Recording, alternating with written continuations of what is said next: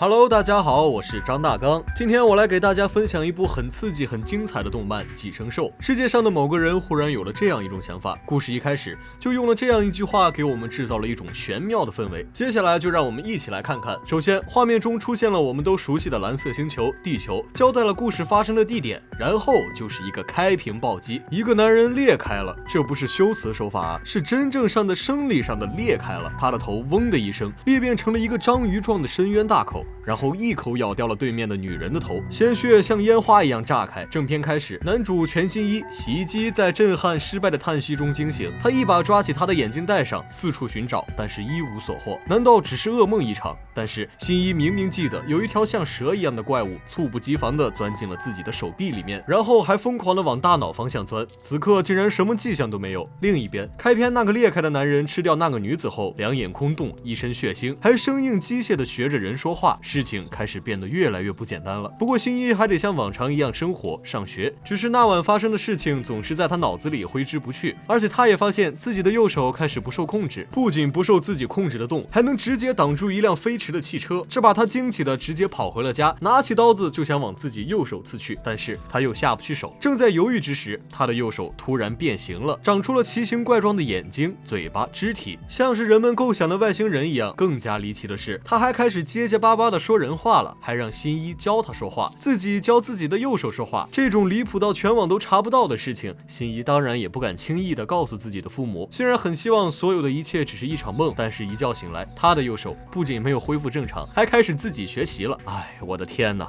这可真是一日之计在于晨啊！这个奇怪的生物不仅寄生在新一身上，吃掉了他的右手，还凭借自己惊人的智商自学成才，跳级毕业。这个寄生的生物还说自己的唯一遗憾就是没能成功占领新一的大脑，真是恐怖如斯啊！但是新一也不敢直接切掉它，毕竟自己的右手已经被吃掉，一旦切掉这个寄生生物，自己就会成为一个独臂人。但是这种情况，如果去找警员帮忙，指不定就会像那个寄生生物说的一样，被当作研究的对象，真是束手无策，有口难言啊！与此同时，世界各地也开始出现了越来越多的碎尸案，一个阴谋似乎正在暗处慢慢酝酿。寄生在新一手上的寄生兽还有一种很 raw 的技能，通过一种类似脑电波的东西感受到同类的存在，计算大致的距离，判断对方的情绪。凭借着这个技能，寄生兽带着被迫自愿的新一找到了一只被寄生的狗，它正在黑暗的角落里残忍啃食着另一只狗。察觉到新一的到来，它立刻表现出一种很愤恨的情绪，对新一起了杀意。眼看一言不合就要开打，寄生兽赶紧带着新一来了一个走为上计，但是那只狗直接原地变身，头炸开后长出了一对翅膀，直接变成了飞天神犬，很快就追上了新一。危机时刻，寄生兽利用自己的技能杀死了那只飞天神犬。世界上的某个人忽然有了这样一种想法，必须要守护大家的生命。这句照应开篇的话再次出现，分尸案还在不停发生，越来越多的被寄生的人出现了。经过一段时间的友好相处，寄生兽和新一之间的关系越来越近，他们似乎慢慢形成了一种互帮互助的共生关系。寄生兽也终于有了一个名字，一个有点随意的名字，米奇。米奇妙妙屋的米奇。不可否认，有了米奇之后，新一确实变得比以前厉害了不少，大概是能力越大责任越大吧。新一觉得不能再保持沉默坐视不管了，他很清楚那些残忍的碎尸案都是那些寄生兽做的，所以当米奇又感应到新的同伴的存在时，新一决定把他引到没人的地方，然后解决掉，不然这些寄生兽迟早会伤害更多的人，甚至是新一在意的人。新一的一句为了全人类，却让米奇感到一点失望和沮丧，这是立场鲜明的一句话。但是很明显，并非人类的米奇并不属于这个立场。那个寄生兽果然跟着来了，一头金发，满口尖牙，一上来就直接砍掉了自己的手臂，然后以140年寿命的诱人条件诱惑米奇放弃新一这个宿主，重新选择。米奇说过，我只在乎自己的生命。面对这个能多活好多年的条件，米奇却选择了新一。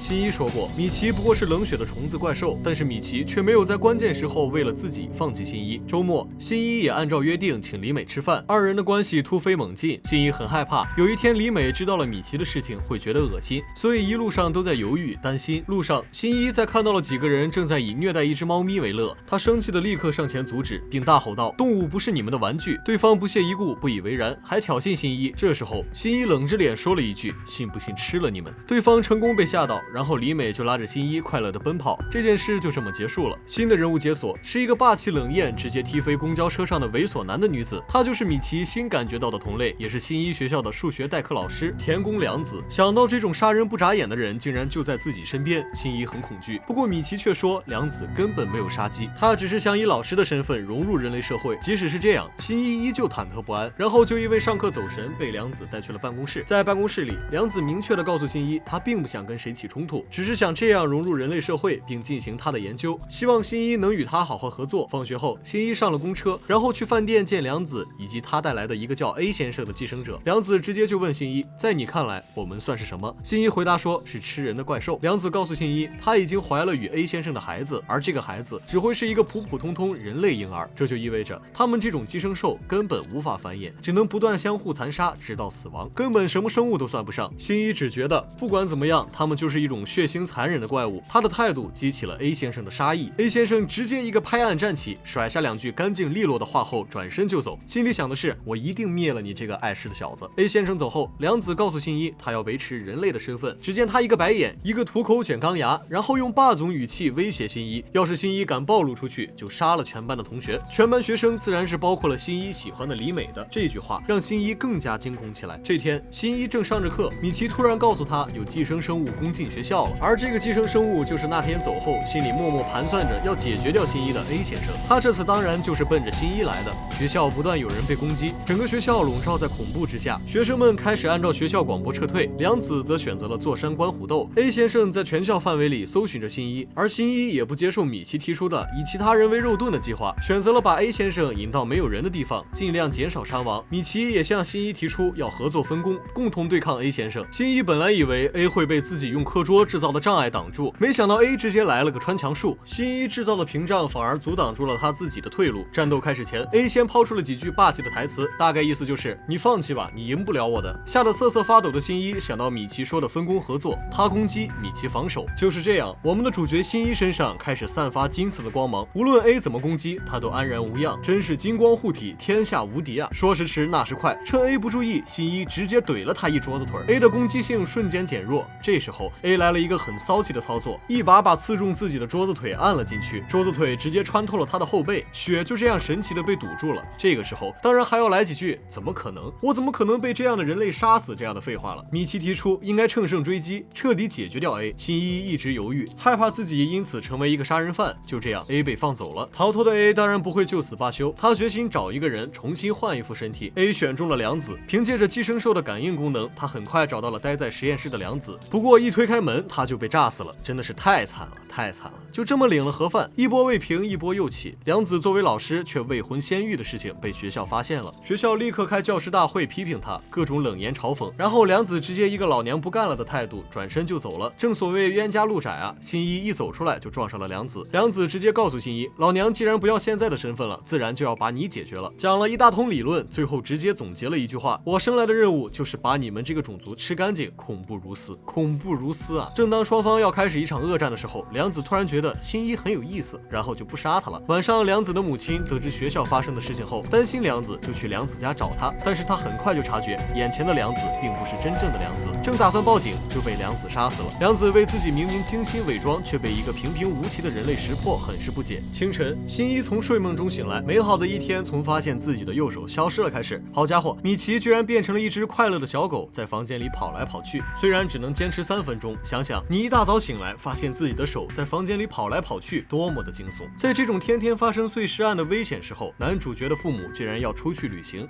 我说这是为了发生点事情，有效的推动情节发展吗？新一的父母也开始发现了最近的新一有些不妥，然后这个时候就来了一个感人的回忆。原来新一小时候为了第2天学校的实验，踩在凳子上去拿柜子上的铝箔盘子，结果不小心摔了下来，头撞到了放热油的台子，眼看着就要被翻倒的热油烫到的时候，新一的母亲不顾自己，伸手去扶住了装油的盆子，母爱的伟大啊！但是现在新一却因为母亲进门叫他吃饭时没有敲门而大声的吼了母亲，这让母亲很难过。她觉得新一似乎不像是自己的孩子了，现在的新一仿佛完全不在意父母了。但是他们不知道，现在的新一正慢慢陷入了一场可怕的纷争中。新一的父母收拾好行李之后出门旅行了，另一边怀孕的田宫良子又会做什么呢？预知后事如何，请听下回分解。好了，今天的分享就到这里了，喜欢这期视频的话，记得点赞、评论加转发哦。有什么建议的话，也请大家留言告诉我们。谢谢各位看官大人，我们下期再见。